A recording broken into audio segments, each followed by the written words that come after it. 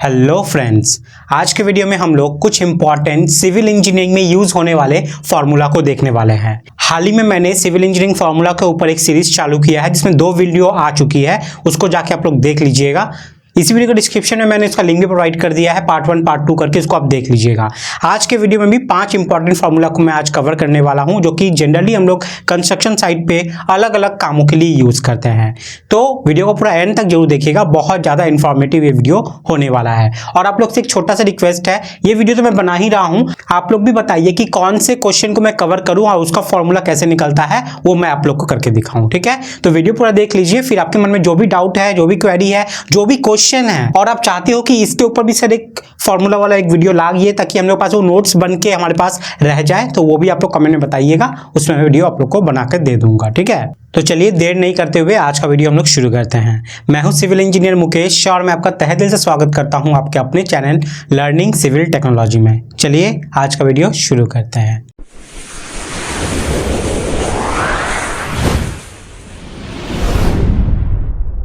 तो आज का सबसे पहला क्वेश्चन आप लोग के लिए है, देख लीजिए।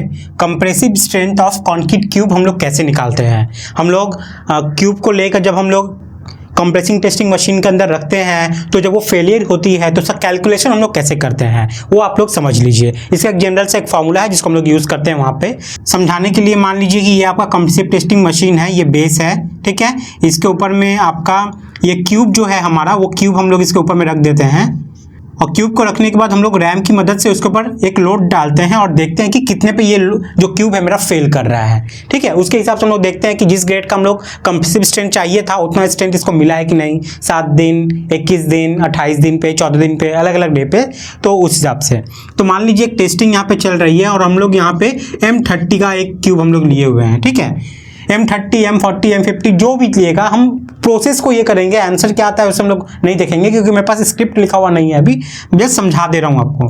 तो M30 का हम लोग ग्रेड टेस्ट कर रहे हैं और इसके ऊपर हम लोग लोड डालें। तो देखिएगा जो हमारा कंप्रेसिव टेस्टिंग मशीन है CTM, इसमें एक प्रेशर गेज रहता है, ठीक है, जिसमें प्रेशर आपको बताता रहता है, जिसमें लोड आपको बताएगा जनरली। तो यहाँ से क्या होता है, कांटा जाता है, जैसे 0 हो गया, 100, 200, 300, और जनरली सबका यूनिट जो होता है ना वो किलो न्यूटन में होता है। 100 kilo Newton, 200 kilo Newton, 300 kilo Newton, इस तरीके से आपका रहता है। ठीक है, तो सबसे पहले देखिए, मान लीजिए ये हम लोग लोड डाले और जाके ये क्या हुआ कि कहीं ना कहीं जाके जैसे 700 पे जाके ये क्यूब मेरा फेल हुआ और यहाँ पे कांटा रुक गया। अब हम लोग को देखना है ये 700 जो किलो न्यूटन आया, 700 जो किलो न्यूटन आया, इसके हिसाब से हम लोग अपना कंप्रेसिव स्ट्रेंथ जो है वो कैसे हम लोग चेक करेंगे। ठीक है, किसी भी ग्रेड ऑफ कॉन्क्रीट के लिए।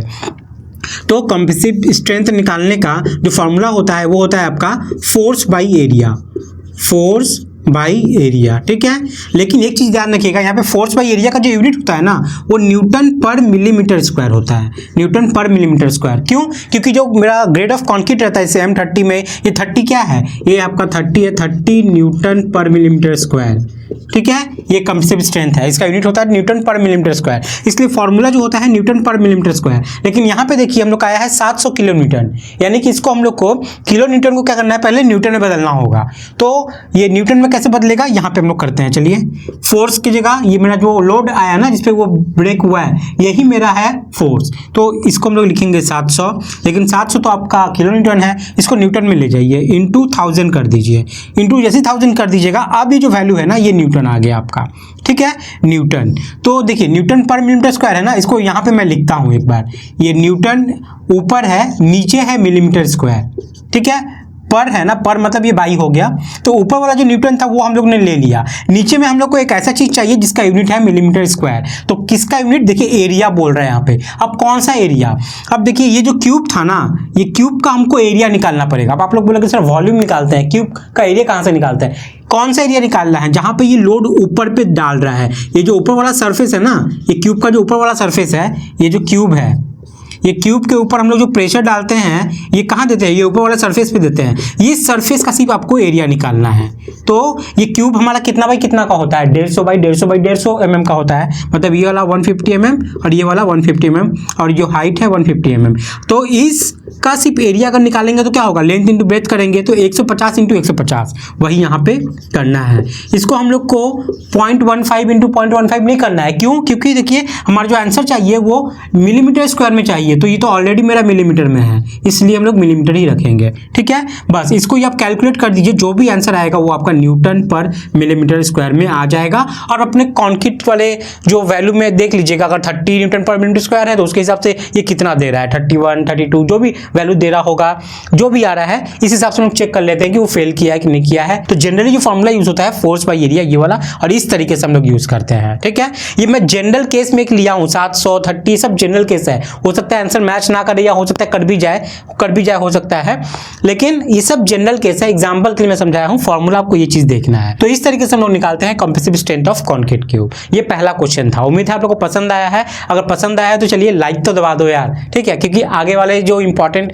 4 क्वेश्चन आएंगे वो भी बहुत ज्यादा इंपॉर्टेंट है। तो लाइक वाला जो बटन है ना उसको जल्दी से प्रेस कर दीजिए अगर पसंद आया है तो। चलिए नेक्स्ट क्वेश्चन की तरफ आगे बढ़ते हैं। नेक्स्ट क्वेश्चन हम लोग का यहाँ पर है इफेक्टिव डेप्थ ऑफ स्लैब। ठीक है, मैं बीम की बात नहीं कर रहा हूँ, यहाँ पे स्लैब का हम लोग इफेक्टिव डेप्थ कैसे निकालेंगे, इंटरव्यू में आपसे पूछा ही जा सकता है। अगर डिजाइन पार्ट के लिए आप इंटरव्यू में गए हो वहां पूछ सकता है, या साइड पे भी आपसे पूछ सकता है कि आप कैसे इफेक्टिव डेप्थ ऑफ स्लैब निकालोगे। तो मान लीजिए यहाँ पे एक स्लैब है, ठीक है, इस स्लैब में आपका ये वाला सरिया जा रहा है, ये पहला लेयर का सरिया हो गया और इसके ऊपर में ये दूसरा लेयर का मेरा सरिया हो गया। ठीक है, ये सिर्फ मैं नीचे वाला बना रहा हूँ। अच्छा चलिए ऊपर वाला ही बना देते हैं। ऊपर वाला ऐसे गया है और ऊपर वाला का सेकेंड लेयर ऐसे गया है। ठीक है, ये एक तरीके से है। तो इस स्लैब का हम लोग को इफेक्टिव डेप्थ ऑफ स्लैब निकालना है। इसके लिए हम लोग को जानना होगा इसका डेप्थ कितना है। तो मान लीजिए इसका जो डेप्थ है वो मेरा 150 mm है। ठीक है, 150 mm इसका स्लैब डेप्थ है। जो कवर होता है स्लैब में जो हम लोग कवर यहाँ पे पकड़ रहे हैं वो मान लीजिए हम लोग 25 mm पकड़ रहे हैं यहाँ पे। ठीक है, 25 mm स्लैब में हम लोग पकड़ रहे हैं। बहुत कोई बोलोगे 20 mm भी पकड़ते हैं भाई, वो आपका मॉडरेट है, माइल्ड है, सीवियर है, वेरी सीवियर है, जो इन्वायरमेंट होता है उसके ऊपर डिपेंड करके होता है। तो यहाँ पे जो कंडीशन है वो है मेरा मॉडरेट मान लेते हैं हम लोग, स्लैब में 25 mm पकड़ रहे हैं। ठीक है, तो ये कवर जो है मेरा, ये मेरा 25 mm हो गया। अब ये जो मेरा पहला लेयर का ये जो बार है, अच्छा एग्जाम्पल के लिए मैं इसको सिंपल कर देता हूँ, इसमें जितने भी बार है सब मेरे T10 है। ठीक है, T10 @ 150 सेंटर टू सेंटर, सारे रॉड इसमें 10 mm वाले हैं, 10 mm वाले। तो इसका हमको इफेक्टिव डेप्थ निकालना है। तो इफेक्टिव डेप्थ का फॉर्मूला क्या होगा, तो देख लीजिए ये फॉर्मूला है आपका इफेक्टिव डेप्थ ऑफ स्लैब। सबसे पहले डेप्थ ऑफ स्लैब आपको लेना है। तो डेप्थ ऑफ स्लैब कितना है मेरा 150 mm, यानी कि थिकनेस ऑफ स्लैब कितना है मेरा 150 mm। ठीक है, अब इसमें आपको माइनस करना है कवर। ठीक है, नीचे से जाएंगे, नीचे से। ठीक है, हम लोग पहले एकदम पूरा थे, उसके बाद नीचे से कवर हम लोग ये वाला माइनस कर दिए। ये माइनस कितना कर रहे हैं 25 mm, यहाँ पे मैंने लिखा है कवर स्लैब पे पकड़ा है 25 mm। उसके बाद देखिए क्या लिखा हुआ है, माइनस करना है half of dia of bottom first layer bar. Bottom में 2 लेयर में बार हो सकता है ना, जनरली 2 लेयर में ही होता है हमारा रेनफोर्समेंट। तो बॉटम वाले पार्ट में देखिए ये फर्स्ट लेयर है और ये जो डॉट डॉट देख रहे हो ये सेकंड लेयर है। उसी तरीके से टॉप में मेरा फर्स्ट लेयर वाला ऊपर है, इसको फर्स्ट लेयर कहा जाता है, और जो नीचे देख रहे हो वो सेकंड लेयर है। ठीक है, जैसे नीचे में उल्टा हुआ, नीचे में क्या हुआ कि ये नीचे वाला जो था वो फर्स्ट लेयर है और ये वाला सेकंड लेयर, लेकिन ऊपर में ऊपर वाला ये फर्स्ट लेयर होता है, ये सेकंड लेयर। तो देखिए क्या बोल रहा है, आपको कवर में से वापस से माइनस करना है यहाँ पे half of dia of bottom first layer bar. Bottom का जो फर्स्ट लेयर है मतलब ये वाला, इसका आपको आधा माइनस कर देना है, इसका जो डाया है वो आधा माइनस कर देना है। तो इसका डाया कितना है 10 mm, आधा कितना होगा 5 mm। तो 5 माइनस और कर देंगे तो 25 5 30 120 120 mm। ठीक है, तो इसका इफेक्टिव डेप्थ मेरा इस स्लैब का क्या हो गया, ऊपर से आएंगे और ये जो बार है इसका सेंटर तक जाएंगे, यहाँ तक, जहाँ तक आपको 120 mm मिल रहा है, यही मेरा इफेक्टिव डेप्थ ऑफ स्लैब है। तो इस तरीके से हम लोग निकालते हैं। ये मेरा फॉर्मूला हो गया इफेक्टिव डेप्थ ऑफ स्लैब का, depth of slab minus cover minus half of dia of bottom first layer bar. ठीक है, जो भी आंसर आएगा वो आपका इफेक्टिव डेप्थ ऑफ स्लैब निकल जाएगा। ये सेकंड क्वेश्चन हो गया। तो उम्मीद करते हैं आप लोग को सबको समझ में आ गया है। जिन्होंने अभी तक भी लाइक नहीं किया है इस बात पे तो आपका लाइक हो जाना चाहिए। ठीक है, चलिए नेक्स्ट सवाल की तरफ आगे बढ़ते हैं। तो नेक्स्ट क्वेश्चन आप लोग का यहाँ पर है, देख लीजिए, distance calculation from auto level machine. आप लोग जानते हो कि ऑटो लेवल मशीन से हम लोग डिस्टेंस भी कैलकुलेट कर सकते हैं। लेवल तो देते ही हैं हम लोग डंपी लेवल से, लेकिन उसके साथ साथ हम लोग वहां से डिस्टेंस को भी कैलकुलेट कर सकते हैं। जिन्हें नहीं पता मैं बता दे रहा हूं। तो कैसे निकालते हैं, उसका फॉर्मूला क्या होता है, मैं फॉर्मूला बताऊंगा यहाँ पे। ठीक है, तो सबसे पहले आप देख लीजिए, जब हम लोग टेलीस्कोप से, यानी कि ऑटो लेवल मशीन में जो टेलीस्कोप रहती है उसको जब हम लोग देखते हैं तो अंदर में लोगों को कुछ इस तरीके का डायग्राम दिखता है, गोल इस तरीके का। तो ये जो प्लस है ये सीधा, और ये वाला ये जो प्लस है इसको क्रॉस हेयर कहा जाता है। ठीक है, और इसमें देखिएगा वापस एक डिवीजन, एक ऊपर यहाँ पे एक लाइन रहता है, एक यहाँ पे रहता है, तो इसको कहा जाता है अपर स्टेडिया। ये वाला है मेरा अपर स्टेडिया, अपर स्टेडिया, और ये नीचे वाला जो होता है ये होता है मेरा लोअर स्टेडिया। इसी के बेसिस पे हमारा जो डिस्टेंस है ना वो निकल जाता है। ठीक है, हम लोग टेलीस्कोपिक मशीन से, हम लोग ऑटो लेवल मशीन से ऐसे देख रहे हैं। एक दूर पे बंदा क्या है कि स्टाफ लेके, जो लेवल स्टाफ है उसको लेके खड़ा है, ठीक है, दूर पे, लेकिन एक कंडीशन है वो स्टाफ एकदम सीधा पकड़ेगा, एकदम सीधा, ना कि थोड़ा भी ऐसे ऐसे टेढ़ा या ऐसे आगे झुका हुआ या पीछे झुका हुआ नहीं होना चाहिए, एकदम स्ट्रेट, क्योंकि थोड़ा भी जो स्टाफ है ना वो आगे पीछे अगर हो गया या दाएं बाएं हो गया, जो आंसर है ना वो एक्यूरेट नहीं आता है, उसमें आपका प्रॉब्लम हो जाता है। ठीक है, तो ये ध्यान रखिएगा, वो सीधा लेके खड़ा है, हम लोग अपने मशीन से देख रहे हैं, तो हम लोग को मशीन पे जब यहाँ पे मेरा स्टाफ रखा हुआ है, मान लीजिए ये स्टाफ है, इस पे रीडिंग है बहुत सारा, तो हम लोग को देखना है कि ये अपर स्टेडिया, ये वाला जो लाइन है ये कहाँ कट कर रहा है, और ये जो लोअर स्टेडिया है ये कहाँ पे कट कर रहा है, और ये डायमेंशन हम लोग को ले लेना है। मान लीजिए अपर स्टेडिया का एक डायमेंशन आया, लोअर स्टेडिया का एक डायमेंशन आया, मैं लिख देता हूँ। मान लीजिए अपर स्टेडिया आपका आया 1.63 मीटर और लोअर स्टेडिया आया 1.27 मीटर। मतलब ये जो है ये डिस्टेंस नहीं, स्टाफ पे रीडिंग आया 1.63 मीटर, यहाँ पे आया, यहाँ पे, और यहाँ पे आया आपका 1.27 मीटर। तो अब इतना अगर मिल गया ना तो हम लोग इसी से डिस्टेंस निकाल लेंगे। अब फॉर्मूला क्या होता है डिस्टेंस निकालने का, देख लीजिए। तो फॉर्मूला होता है आपका distance is equal to upper stadia minus lower stadia into 100। ठीक है, आपको बस इतना कर देना है, इतना करने से ही आपको लगभग आंसर समझ में आ जाएगा। तो करके बैठा कर देख लो, अपर स्टेडिया मेरा कितना है 1.63 माइनस लोअर स्टेडिया मेरा कितना है 1.27, इसको ब्रैकेट में डाल दो, इंटू 100 कर देना है। इसका आंसर देखिए कितना आता है 0.36। ठीक है, और इसको मल्टीप्लाई कर दीजिए आप 100 से, तो ये मल्टीप्लाई करने पे कितना आएगा, जो मल्टीप्लाई 2 0 है इधर जाएगा 36। ये जो 36 है ना ये ऑलवेज आपका यहाँ पे सेंटीमीटर में होगा। ठीक है, एक्चुअली में, क्योंकि देखिए ये जो माइनस किए हम लोग मीटर को, तो ये मीटर था। अब मीटर को जब भी आप 100 से मल्टीप्लाई करते हो ना तो वो किस में कन्वर्ट होता है, वो किस में कन्वर्ट होता है, वो होता है आपका सेंटीमीटर में कन्वर्ट। तो ये क्या 36 सेंटीमीटर होगा डिस्टेंस? नहीं, एक्चुअली में जो स्केल रहता है ना, ये जो ऑटो लेवल मशीन है इसका जो ये अपर स्टेडिया लोअर स्टेडिया का जो स्केल को हम लोग यहाँ पे कैलिब्रेट किया गया है, तो इस तरीके से किया गया है कि 1-1 सेंटीमीटर बराबर 1-1 मीटर होता है। यानी कि 36 सेंटीमीटर आया है ना इस कैलकुलेशन से। इसका मतलब क्या है कि आपका जो डिस्टेंस होगा वो होगा आपका 36 ही होगा, लेकिन सेंटीमीटर की जगह मीटर हो जाएगा। ठीक है, तो इस हिसाब से इसको कैलिब्रेट किया गया है। जो आंसर यहाँ पे मेरा सेंटीमीटर में यहाँ पे मिल रहा है ये 36, जो भी आंसर यहाँ पे आ रहा है वो आपका कन्वर्ट हो जाएगा मीटर में। यानी कि यहाँ पे डिस्टेंस कितना आया, 36 मीटर आया। समझ में आ गया? इस तरीके से हम लोग निकालते हैं। तो उम्मीद करते हैं आप लोग को यहाँ पे क्लियर हो गया होगा। जो भी यहाँ पे नए हैं बंदे वो अभी चैनल को सब्सक्राइब कर ले, क्योंकि इसी तरीके के कंटेंट आपको रेगुलर इस चैनल पे मिलते रहते हैं। चलिए नेक्स्ट सवाल हम लोग देख लेते हैं। तो नेक्स्ट सवाल आप लोग का यहाँ पर है, what to do if specified dia of bar is not available at site. मतलब कि मान लीजिए हमारे साइट पे कभी होता है कि स्टील खत्म हो गया। ठीक है, स्टील खत्म हो गया, 8 का सरिया हर जगह लग रहा था लेकिन 8 का सरिया खत्म ही हो गया है और हमारे साइड पे अब 10 का सरिया बचा हुआ है। तो हम लोग कैसे कैलकुलेट करेंगे कि उस 8 के सरिये की जगह हम लोग 10 का सरिया भी यूज करेंगे। अब यहाँ पे आप देख रहे हो 8 की जगह हम लोग 10 यूज कर रहे हैं, यानी कि हायर डाया यूज कर रहे हैं। तो स्पेसिंग क्या है, अब स्पेसिंग क्या होगा कि बढ़ जाएगा। 8 में जो स्पेसिंग लग रहा था हम लोग को 10 में भी उतना ही स्पेसिंग नहीं देना है, थोड़ा और ज्यादा पे स्पेसिंग पे देना है, लेकिन खुद के मन से थोड़ी करेंगे। फॉर्मूला होता है भाई, फॉर्मूला मैं बता रहा हूँ। उसी तरीके से मान लीजिए साइड पे हमारा 12 mm का लगने वाला था, लेकिन 12 का स्टील अब खत्म हो चुका है, 10 का लेके हम लोग को काम चलाना है। तो यहाँ पे देखिए डाया क्या है कि बड़ा से छोटा हो रहा है, बड़ा से छोटा हो रहा है। तो 12 के केस में जो स्पेसिंग आपका लग रहा था 10 के केस में अब जो स्पेसिंग लगेगी वो और पास लगेगा, क्योंकि ज्यादा स्टील देना पड़ेगा ना 10 mm के लिए। 12 में जो लग रहा था 10 का डाल रहे तो सरिया ऑब्वियस सी बात है आपको ज्यादा देना पड़ेगा, यानी कि स्पेसिंग आपको और कम रखना पड़ेगा वहां पे। समझ में आ गया? तो देख लीजिए क्या करते हैं, एक एग्जांपल लेके ही समझाते हैं।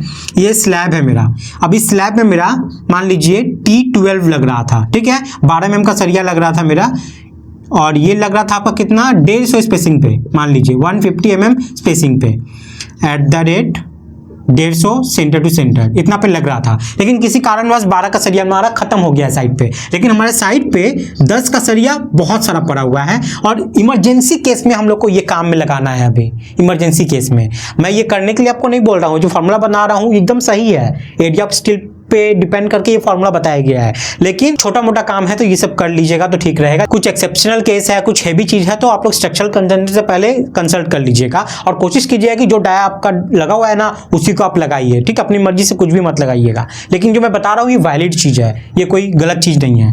तो 10 का सरिया को हम लोग कैसे यूज करेंगे उस जगह पे 12 की जगह में, ठीक है। तो चलिए करके देखते हैं। जो फॉर्मूला होता है वो ये देख लीजिए, ये होता है d का स्क्वायर बाई यहाँ भी d का स्क्वायर और यहाँ पे आपको स्पेसिंग बाई स्पेसिंग। अब कहाँ पे कौन सा स्पेसिंग है वो मैं समझाता हूँ, ठीक है। अब ये देख लीजिए, ये कौन सा है, ये है आपका जो आपके साइड पे अब अवेलेबल ही नहीं है, मतलब नॉट अवेलेबल, यानी लिख दिया मतलब नॉट अवेलेबल। कौन सा आपके साइड पे अवेलेबल नहीं है, 12 का अवेलेबल नहीं है। तो जब हम लोग इसको कैलकुलेट करेंगे तो देखिए मैं यहाँ पे लिखता हूँ डी का स्क्वायर, मतलब जो अवेलेबल नहीं है उसका स्क्वायर, 12 अवेलेबल नहीं है 12 का स्क्वायर, 12 का आप क्या कीजिए स्क्वायर कर दीजिए, डिवाइडेड बाई नीचे कौन सा स्क्वायर जो आपका साइड पे अवेलेबल है, तो यहाँ पे मैं ए लिख देता हूँ, ठीक है। तो डाल दीजिए कौन सा अवेलेबल है हमारे साइड पे, 10 का अवेलेबल है ना, तो 10 का स्क्वायर इज इक्वल टू यहाँ पे स्पेसिंग कौन सा जो नॉट अवेलेबल है, यानी कि जो हमारे पास 12 अवेलेबल नहीं है उसका स्पेसिंग कितना था 150 मिलीमीटर सेंटर टू सेंटर, मतलब 150 यहाँ पे लिख दो। और कौन सा हम लोग को लगाना है जो हमारे साइड पे अवेलेबल है, ये T10, यही तो इसका ही स्पेसिंग हम लोग को पता करना है ना कि कितनी दूरी पे डालेंगे, तो ये हम लोग को निकालना पड़ेगा। इसको मैं क्या मान लेता हूँ, स्पेस S मान लेता हूँ, यहाँ से आप S निकालिए। अब ये S कैसे निकलेगा देख लीजिए, क्रॉस मल्टीप्लाई कीजिए 150 इंटू 10 का स्क्वायर, 10 का स्क्वायर मतलब 100 हो गया, डिवाइडेड बाई ये मल्टीप्लाई किया है 12 का स्क्वायर मतलब 12 इंटू 12 हो गया। अब इसको कैलकुलेट करके जो भी आपका आंसर आएगा मिलीमीटर में उतने स्पेसिंग पे आपको देखिएगा ये 10 डालना है। तो यहाँ पे देख रहे हैं कि हम लोग हायर से लोअर डाया में आ रहे हैं, तो जो स्पेसिंग है वो हमारा कमना चाहिए, इससे भी स्पेसिंग घट जाएगा, कम जाएगा। तो कैलकुलेट करके आप लोग देखिए 150 से स्पेसिंग क्या कम आ रहा है, और मुझे कमेंट करके जरूर बताइएगा इसका आंसर कितना आ रहा है। एक्चुअली में फंडा क्या है ना, जो हमारा 12 mm का जो सरिया लग रहा था ना, ये गोल गोल गोल गोल, ये गोल गोल, एक्चुअली हम लोग क्या करते हैं एरिया ऑफ स्टील ही निकालते हैं ना क्रॉस सेक्शन पे। एक स्टील को 20 से काट दोगे तो ऊपर से जो गोल गोल दिखेगा वो मेरा क्रॉस सेक्शन एरिया है उस स्टील का,